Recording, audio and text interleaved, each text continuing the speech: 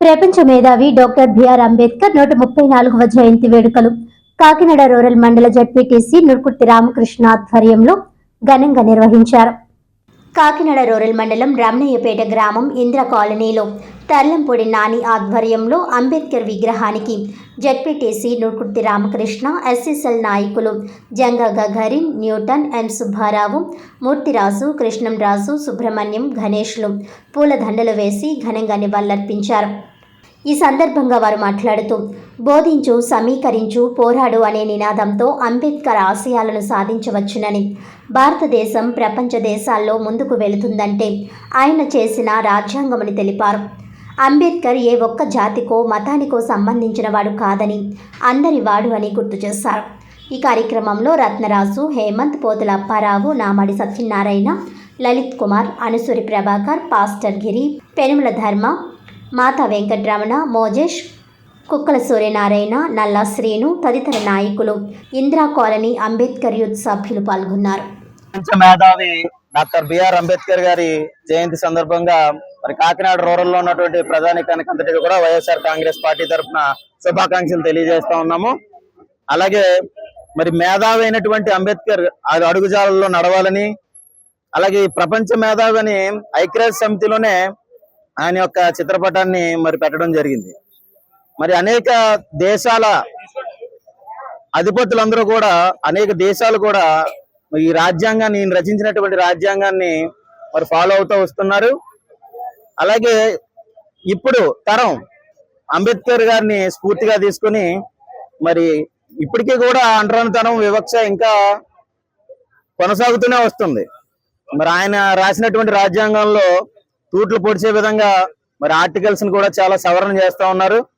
మరి అందరూ కూడా అకుంఠిత దీక్షతో మరి రాజ్యాంగ స్ఫూర్తిని నిలుపుకోవాలని, మరి ప్రపంచ మేధావి అయినటువంటి అంబేద్కర్ గారి ఆశయ సాధనకు అందరూ కూడా పాటుపడాలని చెప్పి తెలియజేసుకుంటూ, ఆయన ఇచ్చిన ఓటు హక్కు ద్వారా మరి మంచి ప్రభుత్వాలను ఎన్నుకోవాలని చెప్పేసి తెలియజేసుకుంటూ, మీ అందరికీ అవకాశం ఇచ్చిన మరి అంబేద్కర్ యూత్ వారికి ధన్యవాదాలు తెలుపుకుంటూ థ్యాంక్ యూ.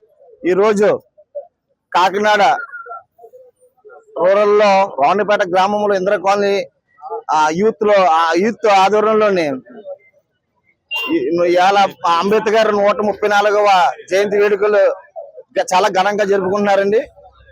ఈ అందరూ కూడా నేను ధన్యవాదాలు తెలుపుకుంటున్నాను. అంబేద్కర్ యొక్క ఆశయాలు, ఆయన యొక్క బలుగు బలహీన ఆశాజుత ఆయన ఒక ప్రదాత.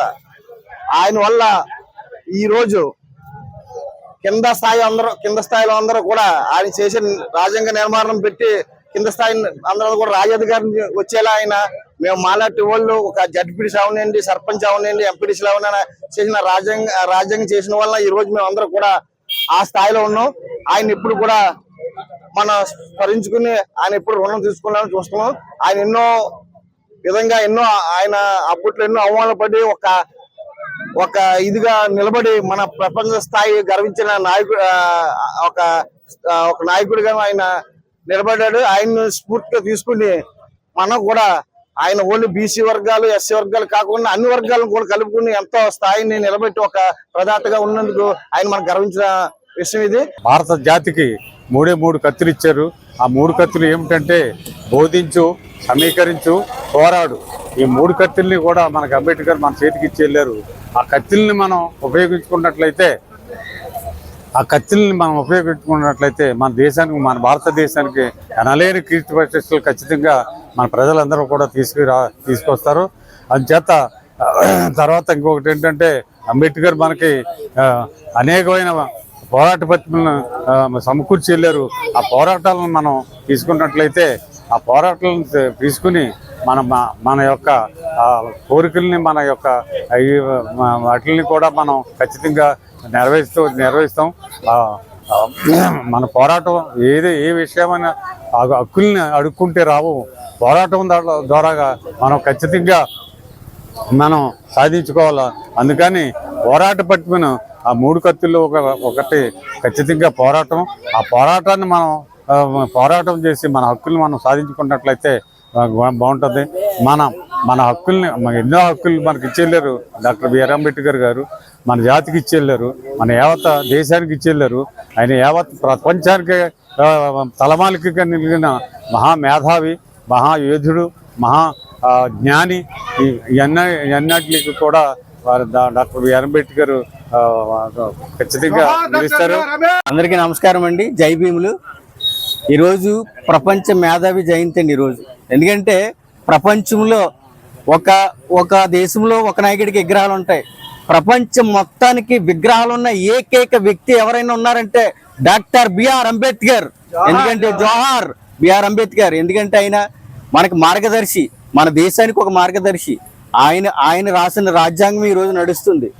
ఆయనే మనకు స్ఫూర్తి. ఎందుకంటే ప్రతి పేదవాడు అణగారిన వర్గాలని ఈ రోజు మనం స్వేచ్ఛగా మాట్లాడగలుగుతున్నాం అంటే అది ఆ యొక్క మహనీయుడి దయ. ఎందుకంటే కారణ జన్ములు ఉంటారు, అలాగే దేవుడు కారణ జన్ముడు అయిన ఎందుకంటే మామూలు వ్యక్తి కాదు. కొంతమంది ఏంటంటే ఒక కులానికో ఒక ప్రాంతానికో చెందిన వ్యక్తి కాదు అంబేద్కర్ అంటే. ప్రపంచ మేధావి, ప్రపంచం గుర్తించింది, ఇంకెవరు గుర్తించాలి? ఎందుకంటే కారణ జన్ముడు కాబట్టి ప్రపంచాన్ని గుర్తిస్తాడు. ఇక్కడ ఏంటంటే ఇది రమణగిరిపేట ఇందిరా కాలనీలో మేము అంబేద్కర్ స్టాచ్యూను మేము 3 years బ్యాక్ మేము స్టార్ట్ చేసాము.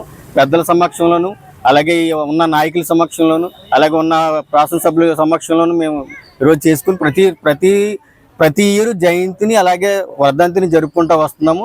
అలాగే సహకరించిన పెద్దలకి, అలా వచ్చిన పెద్దల అందరికీ ఈ మా జై భీములు.